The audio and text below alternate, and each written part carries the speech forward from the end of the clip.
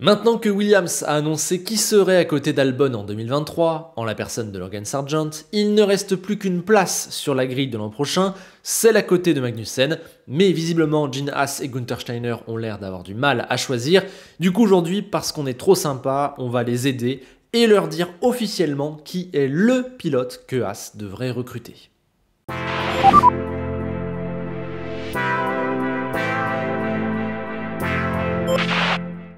Alors déjà, pour qu'on puisse se mettre dans leur peau, on va faire le tour de la situation. Et après des années de galère, Haas sort enfin un petit peu la tête de l'eau. La famille Mazepin n'est plus là, il y a 38 points inscrits contre 3 en 2020 et 2021, et je crois que c'est même mieux que sur les 3 dernières saisons réunies. Le partenariat avec Ferrari offre plus de moyens financiers et techniques. Le retour à la dernière minute de Magnussen a permis d'avoir un pilote confirmé. Et puis, dernière info en date, il y aura l'an prochain un sponsor titre en la personne de MoneyGram qui permettra d'atteindre le plafond du budget capé. Une vraie révolution, voilà qui permet d'envisager l'avenir avec plus de sérénité, mais également de faire le choix du pilote numéro 2 avec plus de cartes en main. Cependant, il reste encore quelques contraintes, et notamment ce contrat avec Ferrari qui, normalement, stipule que la Scuderia choisit l'un des 2 sièges, et donc le siège restant. Malgré tout, cette règle est aujourd'hui un peu en suspens. C'est pas très clair, on n'est pas sûr de qui va faire le choix final. Steiner n'a pas dit clairement que c'était à Ferrari de choisir, et quand on voit le potentiel départ de Mick Schumacher de la Driver Academy, et le fait qu'ils n'ont aucun jeune qui monte derrière en Formule 2, alors oui, peut-être que c'est bien Haas qui va pouvoir faire ce choix. On reste sur les contraintes en évoquant le fait que Haas n'a pas d'académie de jeunes pilotes, c'est donc très dur de faire monter un jeune crack, ou même de contacter les pépites enrôlées par les autres équipes. On oublie donc Drugovich qui vient de signer en tant que 3ème pilote chez Aston, Pourchaire qui appartient à Sauber, ou encore Douane qui est chez Alpine. Il n'y a personne que Haas peut prendre. Nous sommes également en fin de mercato, il ne reste plus grandes options sur la table, et par définition, les meilleurs sont déjà partis. Et enfin, même si ça va clairement un petit peu mieux récemment et qu'il y a quelques motifs d'espoir pour l'avenir, Haas n'est absolument pas attirante sur le marché.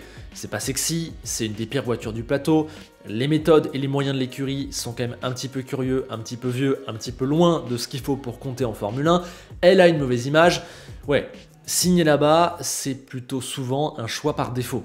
Donc notre pauvre ami Günther Steiner, il ne peut pas draguer tout le monde. Il essaye de passer des coups de fil, mais pas grand monde n'y répond. La preuve étant que Ricciardo, un pilote qui aurait été fabuleux pour Haas, n'a même pas passé un coup de téléphone. Il n'est pas intéressé, il ne veut pas, alors que pourtant il ne souhaite pas quitter la Formule 1. Voilà, il y a encore du chemin à parcourir pour Haas et ça ferme plein d'options. Tout ça nous amène au dernier point de contexte, les besoins de Haas. Quel type de pilote doit-elle rechercher à côté de Magnussen ? Avec le Danois, elle a déjà l'expérience et le sérieux. Il a commencé en F1 en 2014, il a connu 3 équipes, il a mûri après une année hors de la catégorie, il aura un grand prix de plus que Senna à la fin de l'année prochaine. À côté de lui, on pourrait prendre un jeune par exemple. Et oui, mais Magnussen a aussi des défauts. Sa pointe de vitesse est réelle, mais il déborde souvent d'agressivité, ce qui lui joue des tours, et son passif tend à montrer qu'il ne tient pas le même niveau de performance sur la durée de toute une saison. On le voit là depuis peut-être Silverstone, est-ce qu'il est vraiment le numéro 1 d'une équipe pour Haas? Je ne suis pas certain, donc au niveau du profil à rechercher, c'est tendu. Donc au final, j'aurais tendance à dire que Haas a dans un premier temps besoin de stabilité, de rigueur, de consistance. Mais en même temps, à un moment donné, il va falloir prendre un jeune pour pouvoir le développer et avoir un peu d'ambition, ne pas rester toujours sur le même pool de pilotes. Vous allez voir que c'est le dangereux équilibre sur lequel on va tenter de danser dans cette vidéo. Enfin bref, tout ça nous amène à 4 critères principaux sur lesquels on va noter les pilotes candidats. D'abord, la capacité à avoir un impact direct, à être performant dès le premier Grand Prix, à ne pas trop embêter l'écurie avec un processus de développement. Haas n'a pas beaucoup de temps, le pilote qui arrive ne doit pas lui en faire perdre. Ensuite, la fiabilité, la régularité, pour pouvoir faire confiance à ce deuxième pilote, savoir que tous les week-ends, il va construire une performance solide et constante. Il faut aussi qu'il ne soit pas cher à aller chercher en termes de contrat ou de choses à payer et qu'il ne coûte pas beaucoup d'argent en termes de réparation. On a visiblement compris que ça, c'était un truc qui embêtait beaucoup chez Haas. Et enfin, je me suis rajouté un petit critère sur l'avenir. Il faut que sur l'horizon de 3 à 5 ans, le pilote recruté soit pertinent.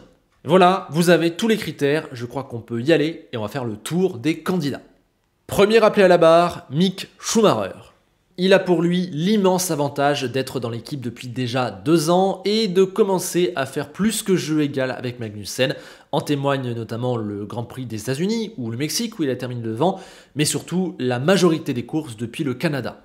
Donc pour ce qui est de l'impact direct, c'est top. On est même sur de la continuité, très bonne note, même si forcément ça ne va pas chercher le top. Je lui accorde aussi une note tout à fait respectable sur ce qui est de la régularité, de la fiabilité.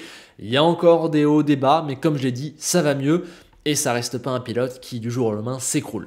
Alors, vous voyez que je mets des étoiles aux pilotes dans les différentes catégories, c'est pour avoir un classement à la fin. N'hésitez pas à mettre vos étoiles et au passage, mettez un pouce en l'air et abonnez-vous. Alors en vrai, la grande question, au-delà de tout ça avec Mick Schumacher, c'est les nombreuses casses qu'il a causées, mais bon, qui au final ne sont que de 3 sur 20 week-ends. Est-ce que 3 sur 20 c'est vraiment un casseur de voiture? Je suis pas certain et je trouve que du côté de Haas, on en fait un peu trop avec ça, même si ça a coûté cher. En plus, de l'autre côté du dilemme, il ne coûte rien puisque c'est Ferrari qui l'amène et qui paye son salaire, et lui-même il rapporte beaucoup de sponsors, notamment des trucs allemands. Donc au final, est-ce qu'il ne rapporte pas plus qu'il coûte? Je ne sais pas. Et enfin, pour ce qui est de l'avenir, Mick il reste très jeune, il n'a fait pour l'instant que 2 saisons en Formule 1, dont une première totalement à part, et on rappelle qu'il a gagné les 2 catégories juniors, donc forcément si Haas décide de continuer avec lui, sur l'horizon 3 à 5 ans, il y a quelque chose d'un petit peu pertinent, même si forcément c'est pas le meilleur profil, on l'a déjà dit 100 fois. Alors par contre, le petit bémol à ce sujet, c'est qu'on a vraiment le sentiment qu'il ne restera pas chez Haas sur le long terme. Soit il parviendra à aller chez Ferrari, soit il trouvera une place ailleurs. On sait qu'il a déjà des envies de départ, il a les moyens avec son nom, etc. de draguer ailleurs, et un projet comme Audi par exemple pourrait largement passer devant Haas, qui ne profiterait donc pas de ses bonnes années. Au final, Mick a donc un beau CV, après il n'y a pas une catégorie où il explose tout, et le problème c'est qu'il semble y avoir une ambiance interne avec lui complètement catastrophique, et c'est ça pour moi qui rend une prolongation vraiment compliquée. Déjà, il y a cette histoire de départ de la Ferrari Driver Academy. On comprend pas qui, comment, pourquoi, quand, avec quelles raisons, quels motifs, quels espoirs.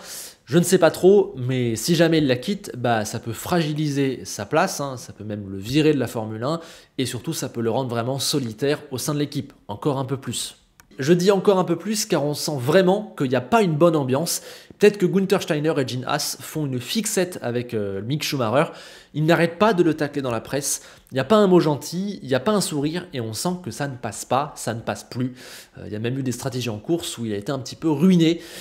Il y a un truc qui cloche, il y a un truc qui va pas. Alors, Steiner a tout de même dit que Mick avait peut-être l'avantage, puisqu'il était déjà titulaire cette année, et qu'il ne pouvait pas ne plus être satisfait, puisqu'il avait marqué des points et arrêté de casser. Mais généralement, quand on dit du bien d'un pilote en utilisant la double négation, c'est pas très bon signe. Voilà, ils sont peut-être pas sur la même longueur d'onde. Gene, lui, a déclaré que l'avenir de Mick serait décidé par Mick. Nous essayons de lui donner autant de temps que possible, mais aussi que Mick coûtait, je cite, une fortune et avait détruit beaucoup de voitures qui ont coûté de l'argent qu'il n'a pas. Dur de savoir ce que pense réellement le board, que vient faire Ferrari là-dedans, que veut Mick, est-ce qu'il peut réellement rester dans cette ambiance, est-ce que c'est leur meilleur choix ou pas. C'est dommage, parce que le CV est pas trop mal, mais tout ça rend le dossier vraiment à part. Sujet numéro 2, Nicolas Hülkenberg. En fait, Hulk, c'est comme les reportages sur les premières gelées ou les cadeaux de Noël, il revient tout le temps dans l'espace médiatique.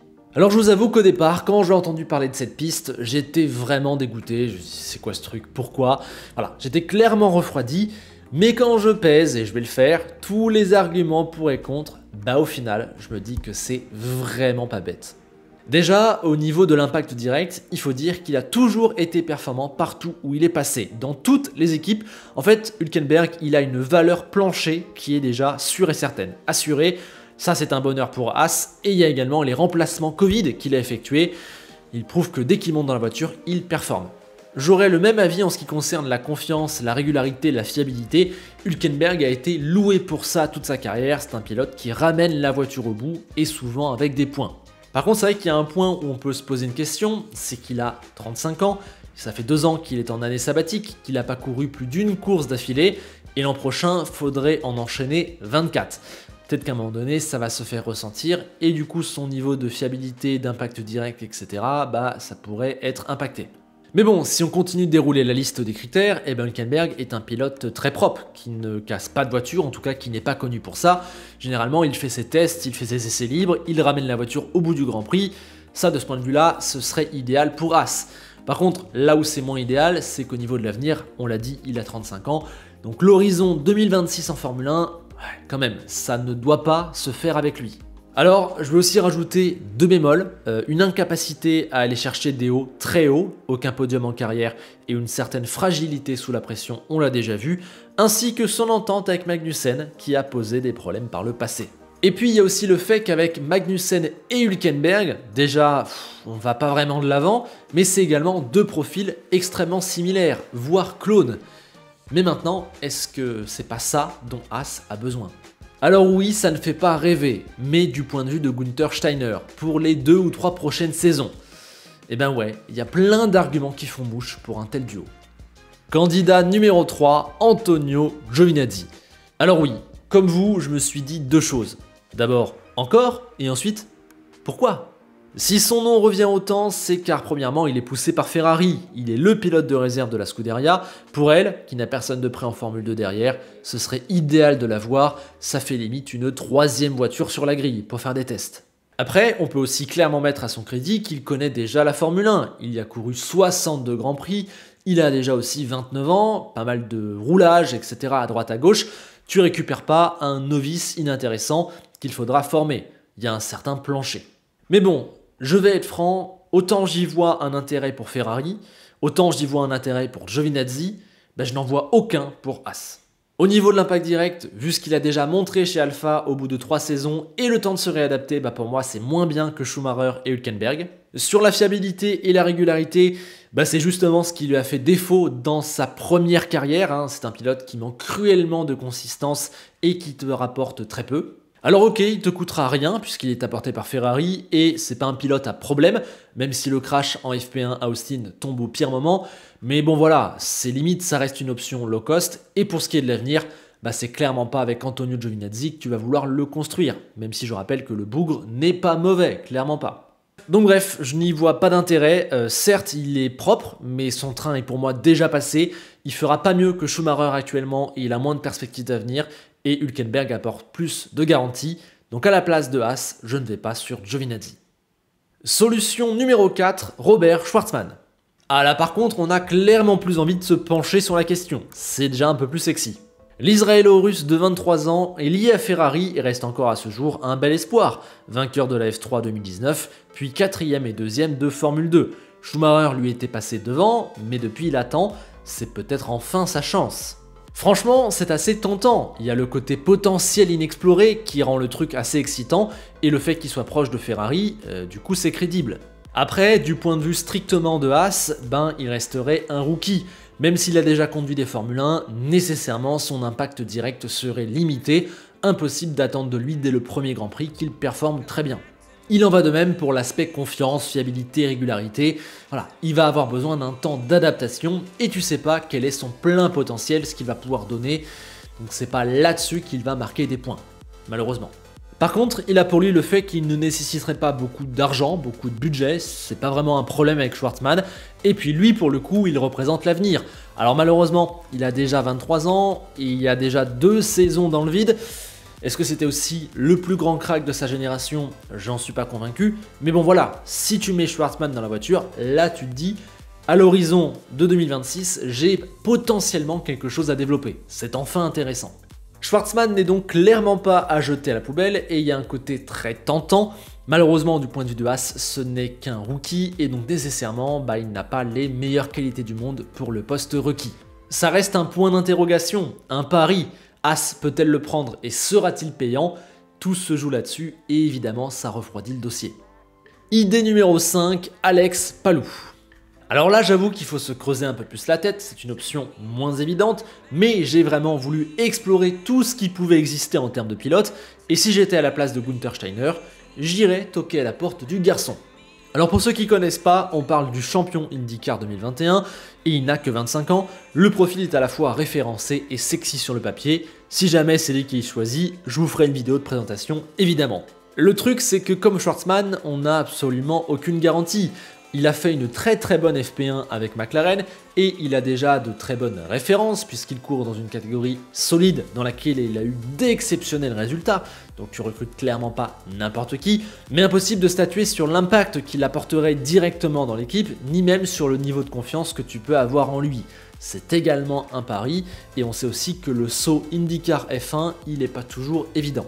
Il y a donc un manque de garantie, si tu le prends, tu n'es pas certain de ce qu'il peut donner. Malgré tout, il est vraiment intéressant sur le côté marketing. Je suis sûr qu'il peut ramener des sponsors et avec ça, Haas se refait une nouvelle image. Alex Palou, le champion IndyCar qui vient, ouais, là il y a quelque chose de vraiment intéressant à aller chercher pour la marque. Et puis il y a aussi un bon petit potentiel. Bon, il n'a pas 19 ans comme un Piastri, mais voilà, tu peux envisager un certain avenir avec lui si jamais il est bon. Et on l'a dit, il y a du potentiel à aller gratter. Après, dans la position actuelle de Haas et de Palou, c'est très dur pour Steiner de tout sacrifier pour aller le chercher. En plus, quid de son envie à lui de rouler chez Haas? Pas certain qu'il ait envie de sauter sa place en IndyCar pour aller faire la 18e place en Formule 1, c'est un peu moyen. Et en plus, il est déjà bardé de contrats avec Ganassi, je crois, et McLaren. Enfin bref, le mec, il a des contrats de partout, il est verrouillé. Ça va coûter très cher à le faire sauter. Donc Palou, c'est sexy, mais ça manque de garantie. Et surtout, c'est très improbable. Numéro 6, les options qui n'en sont pas. Ah oui, je vous l'ai dit, j'ai vraiment exploré toutes les options au maximum pour être sûr de ne passer à côté de rien. Bon, malheureusement là, on en a fait 5 et le reste, c'est pas intéressant. On pourrait penser, et certains me l'ont soufflé d'ailleurs, à Nicolas Latifi. Voilà, il connaît déjà la F1, il a des sous à t'apporter. Mais bon voilà, on l'a vu depuis 3 ans, le mec, l'impact direct et la fiabilité, régularité, bah, c'est quasiment zéro, hein. Il est largement en dessous du niveau du plateau, ça sert quasiment à rien de le faire rouler cette saison chez Williams, on le voit. Puis voilà, surtout c'est le pire pilote actuel du plateau, donc si tu vas le chercher, tu passes encore pour l'écurie qui en manque d'argent. Le potentiel, l'avenir, il n'y en a quasiment pas, bref, faut pas aller le chercher. On a aussi Pietro Fittipaldi, qui est le pilote réserviste de l'équipe. Il a de beaux soutiens financiers brésiliens, ça peut être intéressant, mais le niveau sportif n'est juste pas là. Tu ne peux pas être sérieux si tu l'alignes comme titulaire en Formule 1. On l'a d'ailleurs vu, hein, quand Mazepin est parti du jour au lendemain, Haas a tout fait pour ne pas terminer avec Pietro dans la voiture. C'est triste, mais c'est réel. Il en va de même pour Kubica. Il y a du sponsor, mais c'est tout. On l'a vu dans son année de retour chez Williams, il n'a plus le niveau pour la Formule 1. Et puis bon, pour l'avenir, c'est zéro. Bref, je l'adore, mais tu peux pas en faire un titulaire. Désolé Bébert. Alors pour être complet, on va aussi faire le tour des options qui sont impossibles. Ricciardo, il ne veut pas venir. Van Doorn, il vient de signer chez Aston Martin. Les Drugovich, les Pourchère, les Douane, ils sont verrouillés par d'autres équipes. Kiat, pour moi, il est absolument pas dans mes petits papiers. C'est pas hyper intéressant et je vois pas comment ça pourrait se faire. Et en Formule 2, il n'y a pas grand monde à faire monter direct. Peut-être un Enzo Fittipaldi, il connaît la famille, il y a de l'argent et tout, mais c'est encore un peu juste. Voilà, s'il monte en F1 maintenant, pour moi ça me paraît impossible. Donc voilà, on a fait le tour. On pourrait aussi penser au cas Vettel, c'est un petit peu le grand fantasme en ce moment. Il s'éclate dans ses derniers Grands Prix, il a retrouvé sa jeunesse. Peut-être qu'il va regretter et vouloir rester. Mais déjà, je pense pas qu'il va revenir sur sa décision. Il l'a dit lui-même, c'était un choix mûri, réfléchi. C'est jamais une bonne idée de rester. Surtout pour rester chez Haas et faire quoi? Non, c'est une idée... Ok, moi aussi, elle me fait battre le cœur, mais elle est complètement irréaliste. Ça ne se fera pas.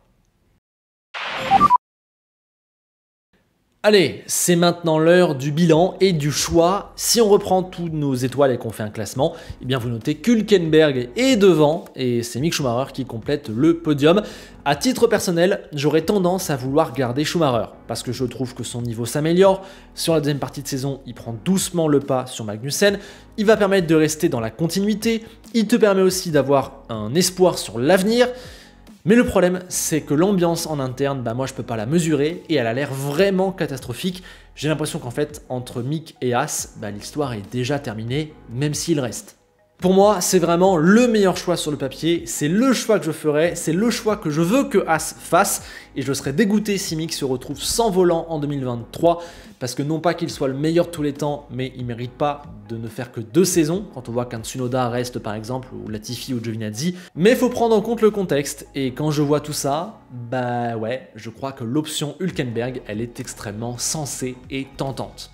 Alors oui, je sais, un duo K-Mag Hulk, on se croirait en 2018.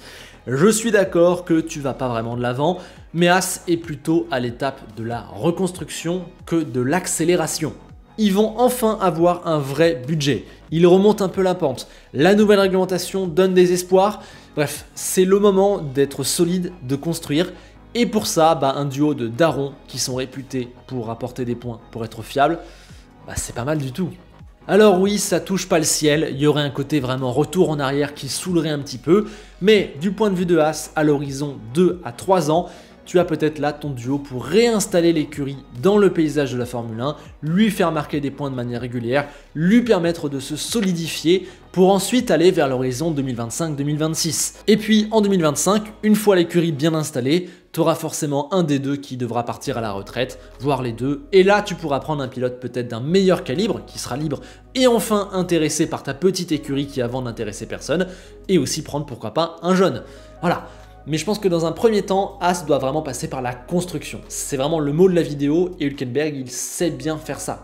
Donc ouais, sans les soucis internes, j'aurais pris Mick Schumacher et c'est toujours lui que je souhaite voir dans cette voiture l'an prochain. Mais avec tous les éléments et à tête refroidie, ouais, l'option Hülkenberg, elle est franchement pas nulle, il y a plein de choses intéressantes. Après c'est serré, vous-même vous n'arrivez pas à vous mettre d'accord, regardez ce sondage que j'ai fait sur Twitter. Personne ne sait qui il faudrait prendre et qui va se retrouver chez As. Au moment de conclure cette vidéo, j'ai envie de vous partager une réflexion que je me suis faite en la préparant. En fait, si As ne voulait vraiment plus de Mick Schumacher pour X ou Y raison, et voulait à la place un pilote plus posé, plus sécure, plus constructeur, mais en même temps avec une petite part de potentiel sur l'avenir, eh bien en fait, c'est Nyck de Vries qu'elle aurait dû prendre. C'était peut-être le pilote idéal pour As, et j'ai le sentiment qu'elle a peut-être raté le coche. Enfin bref, sur ce, j'attends vos avis en commentaire, mettez vos notes, vos candidats, vos choix, qui vous prendriez, qui vous pensez que As va prendre, je vous attends là-dessus.